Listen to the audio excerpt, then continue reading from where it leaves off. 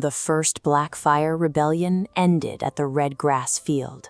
10,000 men died in the mud, caught in a struggle between two half-brothers that nearly split the Seven Kingdoms in two.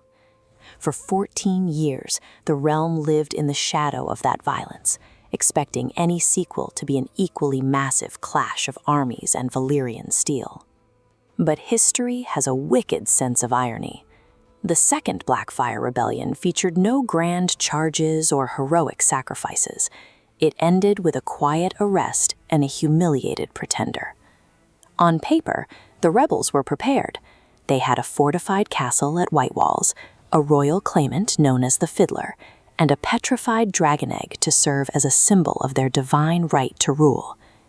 Despite these assets, the rebellion collapsed before it truly began. The Blackfyres didn't lose because of a military blunder. They failed because they walked blindly into a sophisticated political trap.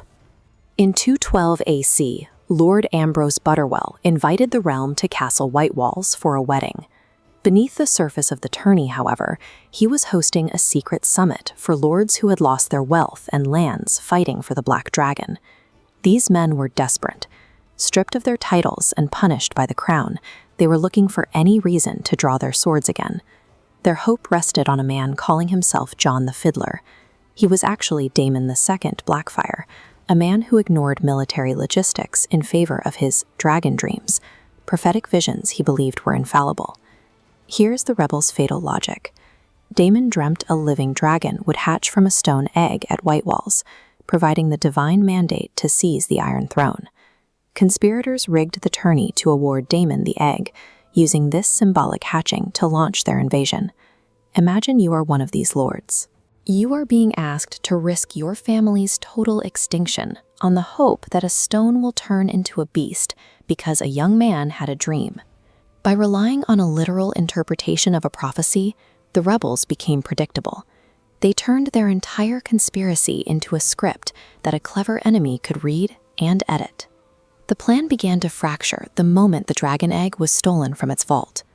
Paranoia swept through the castle as the conspirators realized they had a thief in their midst. Seeking a scapegoat, Lord Gorman Peake accused a lowly hedge knight, Sir Glendon Flowers, of the theft. He had the boy thrown onto a torture rack to beat a confession out of him. Sir Duncan the Tull intervened, marching into the Great Hall to challenge the accusation. He demanded a trial by combat to prove the boy's innocence. Daemon II, convinced his prophetic destiny made him invincible, chose to ride against the broken boy personally. He believed his victory was already written in his dreams. The field was a study in contrasts. Daemon was fresh, riding a stallion in pristine armor. Glendon Flowers was so badly beaten he had to be strapped to his saddle just to stay upright. The result shocked every lord in attendance. Glendon Flowers struck true, and the Black Dragon was violently unhorsed, landing face down in the mud. This single defeat destroyed the psychological momentum of the rebellion. The man who claimed to be a king of destiny had been humbled by a tortured squire. As Daemon lay in the dirt, the army of the Iron Throne appeared on the horizon. Thousands of spears surrounded the castle, cutting off any hope of escape. This was Lord Bloodraven's trap. He had been monitoring the conspiracy from the start, using a network of spies and sorcery to ensure the rebels gathered in one place before he closed the snare. Seeing the king's hand, the rebel lords immediately abandoned Daemon. They surrendered without drawing a single sword, ending the uprising in minutes. Bloodraven faced a calculation. Executing Daemon meant exiles in Essos would simply crown his younger brother, Haegon, starting a new war. Instead, he kept Daemon alive in golden chains. Holding the pretender captive as a living placeholder prevented them from crowning a more capable leader. Bloodraven neutralized the threat without creating a martyr, ending a dynastic crisis with a prison cell rather than a battlefield.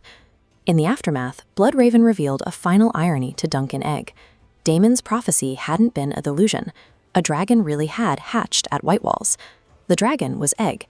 By discarding his disguise and commanding the lords of the castle to save his friends, the boy stepped into the authority of a Targaryen prince.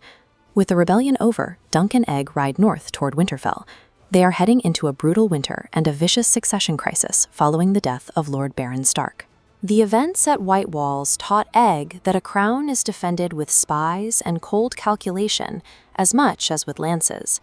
It is a lesson he will need to remember as they enter a north ruled by desperate widows and sharpening knives.